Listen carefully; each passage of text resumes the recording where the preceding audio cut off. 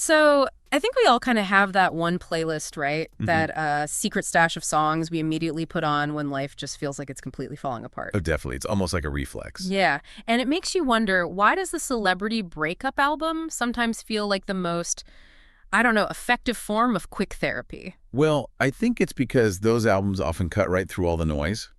They give a voice to that sort of raw chaos, that unflinching emotional honesty that most of us are usually too polite or maybe too scared to actually express out loud. That's a great way to put it. And that right there, that's pretty much the blueprint for Lily Allen's big return to music with West End Girl. Absolutely. I mean, after 7 years away from the music scene, she didn't just dip her toe back in. No, not at all. She took the entire, raw, messy, complicated truth of her life, the anger, the very public divorce, the betrayals, all of it, and basically just said, here are 12 tracks, deal with it.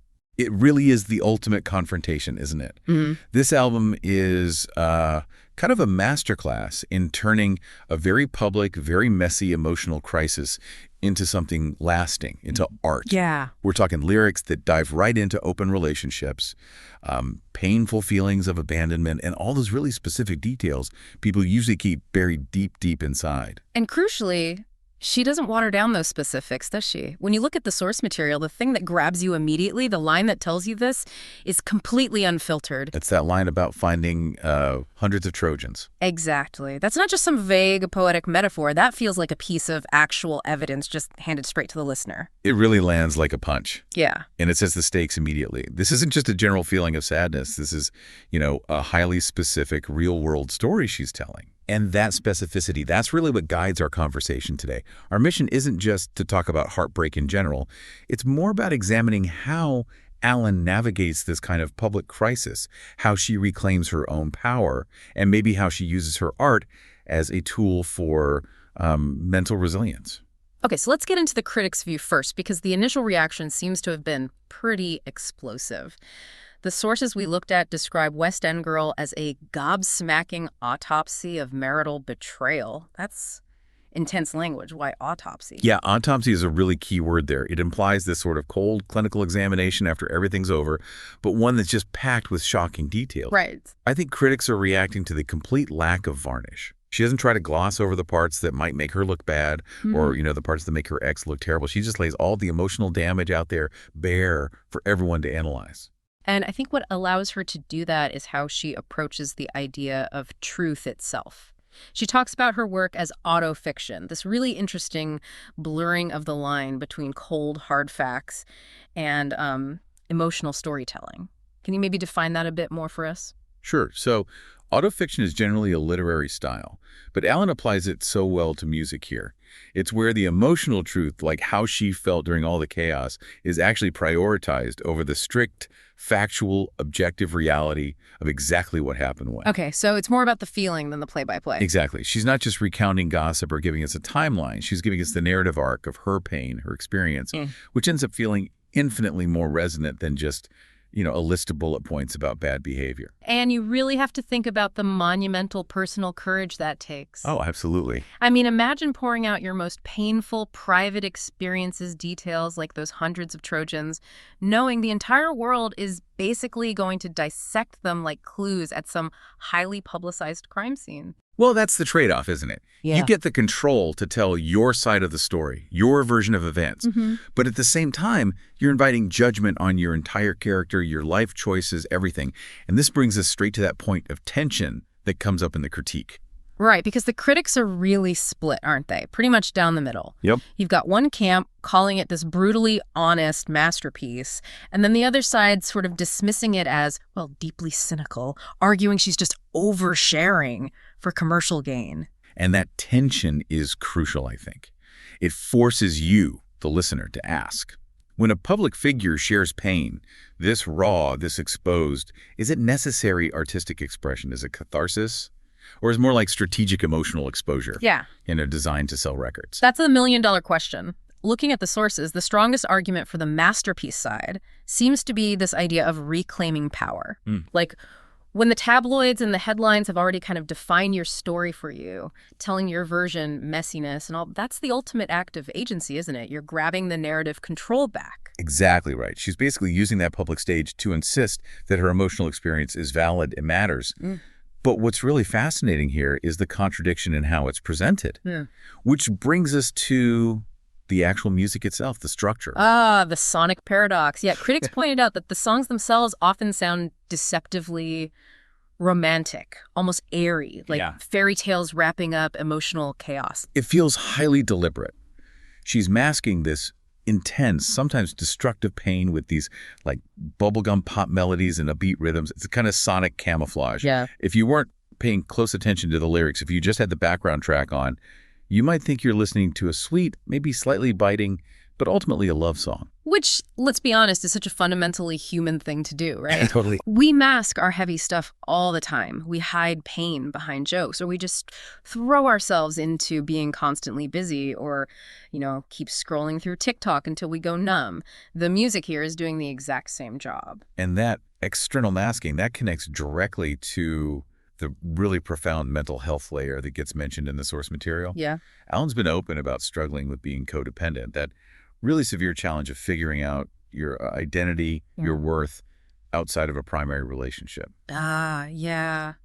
That's often where the deepest wound is, isn't it? It's not just the grief of the relationship ending itself. Right. It's that seismic shock of realizing that the version of yourself you thought was stable, the wife, the partner, whatever role it was, is just gone. Yeah. And you're left sort of floating, having to rebuild your whole self-image from the ground up. And the beauty, I think, of the album's emotional arc is that it actually reflects that painful, messy process. It's not some neat, polished, linear journey from sadness straight to acceptance. No, definitely not. It's confusion mixed with real rage, vulnerability, moments of profound weakness, and then these slow, quiet moments of trying to rebuild.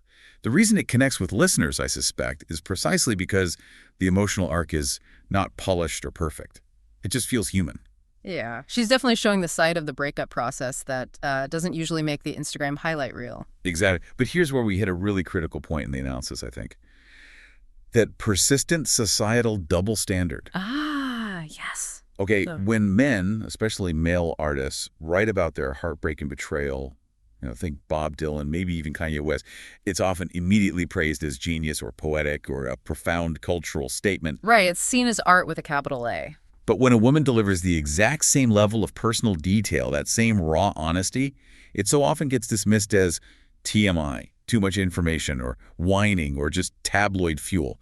Why is female pain so often categorized as, like, gossip fodder instead of potentially era-defining art? That's such a frustrating point, but so true. It feels like that level of intimate detail coming from a woman is often seen as oversharing, maybe a lack of decorum, rather than a necessary part of the story she's telling.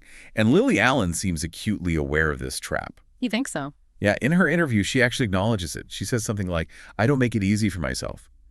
She knows her choice to be incredibly authentic comes with this immediate risk, this penalty of judgment. Authenticity is rarely comfortable, I suppose. Not for the creator, and sometimes not for the audience either. But you can't deny the impact of her approach. The source material shows West End Girl is already being compared by critics to albums that literally define their eras. Yeah, like Fleetwood Mac's Rumors and Adele's 21. Huge comparisons. And we shouldn't just state those comparisons. We should ask why, right? Rumors wasn't just about heartbreak. It was like 5 band members dissecting each other's lives through song, with everyone involved listening. Allen's album kind of achieves a similar level of that shared but maybe asymmetrical scrutiny. And like Adele's 21, it gives us this incredibly precise, unflinching snapshot of post-relationship devastation that just seems to resonate across different groups of people. And maybe most importantly, especially for this generation, the sources point to her lasting influence. Yeah, that's key. You see younger artists like Olivia Rodrigo or Billie Eilish crediting Allen with sort of paving the way for them to fully sound like yourself. Right. To be profoundly and maybe even strategically real in their lyrics without feeling like they need to apologize for it. She kind of normalized the messy truth for them, didn't she? She really did. She proved that vulnerability doesn't diminish your artistry. If anything, it fuels it. And That, I think, is the real legacy here. So whether you prefer to keep your own messiness strictly between, you and your therapist, or whether you dream of turning it into a stadium anthem someday, Oh, right. Lily Allen just gave us all a pretty potent reminder that profound emotional honesty, it still connects, it sells, sure, we see that, but maybe far more critically, it offers a path towards healing. Absolutely. And if you, listening right now, have ever gone through a really rough patch and felt intensely judged for the emotional fallout for how messy it looked, Yeah. just remember Alan's music. There's comfort in knowing that someone else, even on a huge global scale, totally gets the chaos that might be happening in your private world. That really feels like the core takeaway we got from digging into all this. The power of leveraging vulnerability. Maybe the ultimate secret to surviving any kind of heartbreak, whether it's splashed across headlines or just happening inside your own head, is finding a way to transform the painful noise of the crisis. Into the constructive power of owning your own narrative. Beautifully put. Precisely. Well, thank you for exploring this really fascinating mix of art and agony with us today. And we genuinely want to hear from you. Which iconic breakup album got you through a dark time? Let us know. We're curious. Definitely share those. And next week, we're going to be diving into why celebrities always seem to be announcing they're taking a break from fame. What does that actually mean, and what does it reveal about the immense pressures on their mental health and just career sustainability? Ooh, that one promises to be a very telling look behind the celebrity curtain. Should be interesting. We'll talk to you next time. And remember, healing is definitely not linear. But having a perfectly brutal soundtrack certainly helps.